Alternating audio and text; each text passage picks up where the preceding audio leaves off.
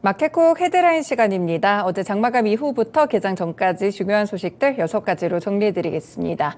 네, 오늘 첫 번째 소식은요. 중국과 우리나라의 관계에 변곡점이 오지 않을까 약간의 기대감이 있는 소식인데요. 이 중국이 한국 의전 서열 2위인 김진표 국회의장을 초청했습니다.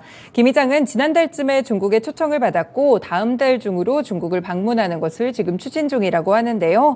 지난해 11월에 리잔수 당시 전국인민대표대회 상무위원장이 한국을 방문했었는데 이에 대한 답방 차원으로 해석이 되고 있습니다. 한 매체의 단독 보도로 나왔고요. 이 김 의장은 시진핑 중국 국가주석의 복심으로 통하고 있는 리창 국무원 총리와의 만남도 추진을 하고 있습니다. 그래서 이렇게 양국의 의전 서열 2위가 회담이 성사될 경우에는 한국과 중국 간 이 관계 간에 좀 개선이 되는 분수령이 될 수 있지 않을까 이런 기대감이 나오고 있는데요. 이 김 의장은 중국 수뇌부에 한국이 처한 외교적인 어려움을 설명할 것으로 알려지고 있습니다.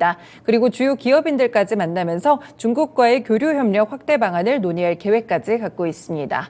네, 지금 미국과 중국 간에서는 패권 전쟁이 좀 일어나고 있으면서 강력한 우군을 모으려는 그런 시도들을 하고 있는데요. 얼마 전에 중국에서 시진핑 중국 국가주석이 LG 디스플레이 광저우 공장을 방문한 바가 있었습니다. 이런 것처럼 지금 중국에서도 한국에 대해서 조금 우호적인 입장을 취하면서 이러한 것들을 추진하는 것으로 보이는데요. 중국 최고 지도자가 그렇게 LG 디스플레이 공장 같은 이런 한국 기업을 방문한 적이 없었기 때문에 이때를 기점으로 해서 조금씩 또 이야기가 흘러나오고 있고요. 결국에는 중국과의 관계가 개선이 된다면 리오프닝 종목들에게 조금 더 크게 영향을 줄 수가 있습니다. 특히나 한한령 이런 키워드가 나왔을 때 여기에 해제가 된다면 어떤 종목들이 조금 더 수혜를 받을 수 있을지 화장품이라든지 면세 관련 키워드들도 함께 정리해 보시면 좋을 것 같습니다. 네, 두 번째 소식 가보겠습니다. 지금 전기와 가스 요금이 어떻게 좀 조정이 될지 많은 시장의 관심을 받고 있는데요. 지금 2분기 조정에 대해서 국민의힘 지도부의 고심이 깊어지고 있습니다.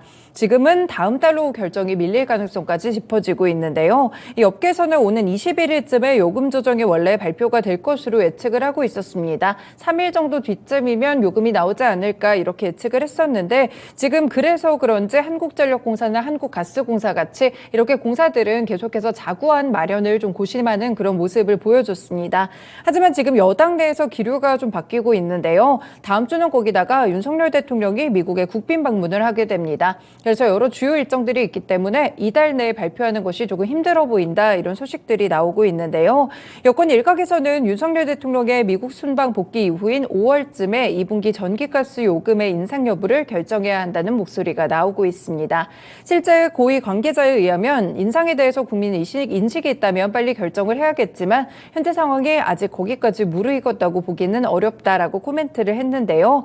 이렇게 되면은 이제 당초 4월부터 원래 시행이 됐어야 하는데 한 달 이상 이 요금 인상에 대한 부분들이 밀리게 됐습니다. 이 정부는 분기별로 전기나 가스 요금을 조정할 때 통상 전월 마지막 날에는 확정하고 발표를 했는데 지난달 31일에도 잠정 연기하게 되면서 지금은 거의 2주가 넘게 발표가 되지 않는 상황입니다. 과연 이 부분이 좀 크게 밀리게 되면서 다음 달까지 지연이 될지 여부를 살펴보셔야겠습니다. 네, 결국에는 지금 한국전력공사나 한국가스공사 모두 굉장한 적자에 좀 시달리고 있다고 하는데요. 특히나 한국전력은 재무위기에 대한 부분들 여러 부분 이 기사를 통해서 접하셨을 것 같습니다. 과연 이 요금 인상이 되더라도 지금은 좀 제한적인 폭에서 결정될 것이다 라는 의견이 지배적이기 때문에 관련 종목들 흐름 보셔야겠습니다. 한국전력과 한국가스공사 오른쪽 화면에 나오고 있습니다. 네, 다음 소식은요. 이 한 매체에서 좀 보도가 나왔는데 단독 보도는 아니지만 거의 유일한 기사입니다. 이 보건당국과 관련 업계에 따르면 보건복지부가 지금 모바일과 메타버스를 기반으로 한 MZ세대의 정신건강을 관리하는 기술을 준비하고 있다고 하는데요. 이 해당 사업은 올해부터 시작해서 3년간 단계별로 이뤄지게 됩니다.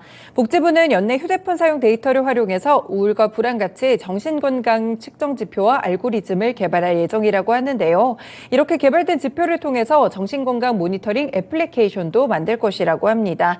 그래서 내년에 메타버스를 기반으로 한 정신건강 증진 콘텐츠를 내놓고 2025년에는 해당 콘텐츠 그리고 의료기관들과 연계해서 서비스를 구현할 예정이라고 합니다. 메타버스를 접목한 사업화 전략도 수립할 계획인데요. 이 증권업계에서는 이렇게 디지털 치료제라고 부르는 관련 종목들이 충분한 상승 모멘텀을 받을 수 있다고 보고 있습니다.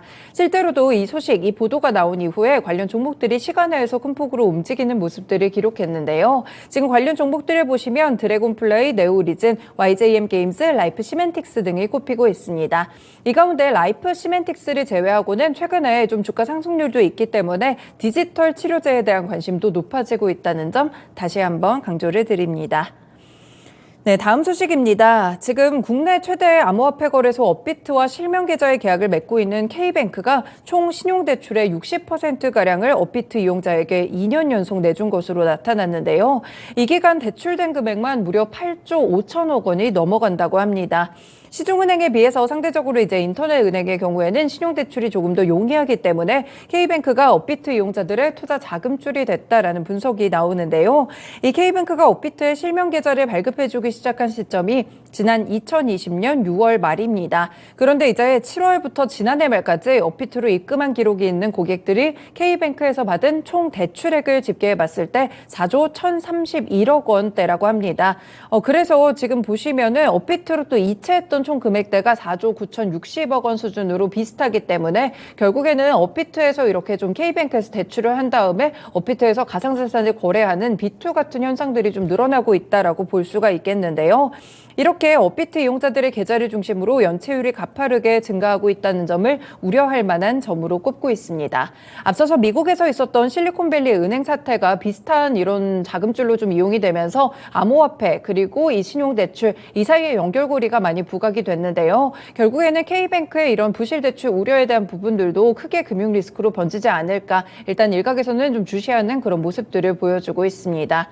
K뱅크 관련 종목들 함께 꼽아봤는데요. KT와 이제 아무래도 지분을 갖고 있는 우리금융지주, NH투자증권 그리고 하나생명까지 관련 종목들의 흐름도 보셔야겠습니다. 네, 다음으로는 이제 개별 종목에 대한 소식들도 전해드릴 텐데요. 헝숑그룹이 이제 시간 외에서 크게 들썩였습니다. 우리 회계법인으로부터 감사보고서 적정 의견을 받았다고 공시를 했는데요. 일단 해당 감사보고서에 따르면 당해 사업연도 연결 기준으로 매출액과 영업이익은 직전 사업연도 대비 각각 8% 정도 늘어난 1,316억 206만 4,743원, 그리고 영업이익은 같은 기간 46.6% 성장한 3억 3,088만 461원을 기록했습니다. 그래서 국내 상장 중국 기업주들 최근에 좀 중국의 모멘텀과 더불어서 움직이는 모습들이 나타났는데요. 결국에는 개별적인 종목의 호재가 매기 확산이 되면서 관련 종목들이 시간외에서 같이 움직였습니다.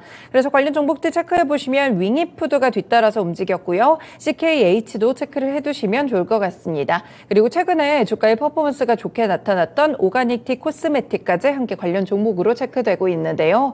다만 이 종목들 같은 경우에는 대체적으로 동전주가 많습니다. 시가총액도 굉장히 작기 때문에 조금의 변동성에서도 크게 움직일 수 있다는 점 알아두시면 될 것 같습니다. 네, 개별 기업들의 호재 몇 가지 더 체크해 보겠습니다. 먼저 플라즈맵인데요. 이 스터링크 미니 멸균기에 미국 FDA 인증을 획득했다고 공시했습니다. 이렇게 승인을 받게 되면서 이제 스터링크를 미국에서도 판매할 수 있게 됐는데요. 이런 호재 덕분에 플라즈맵 시간외에서 상한가를 기록하는 모습들도 나타났습니다. 그리고 한 가지 더 한국 BNC와 관련된 호재도 있었는데요. LCM 인터내셔널 그룹과 함께 필러 공급 계약을 체결했다는 공시가 어제 장마감 이후에 나왔습니다. 계약 금액은 116억 9,370만 원이고요. 지난해 매출 대비 27.64%에 해당하는 규모입니다. 계약 기간은 2026년 4월 16일까지라는 점 함께 전해드리면서 플라즈맵과 한국 BNC 시초가 대비 오늘 주가 흐름 어떻게 움직이는지 같이 체크해보시면 좋을 것 같습니다. 네, 이렇게 오늘도 6가지 소식들 함께 전해드렸습니다. 마켓콕 헤드라인이었습니다.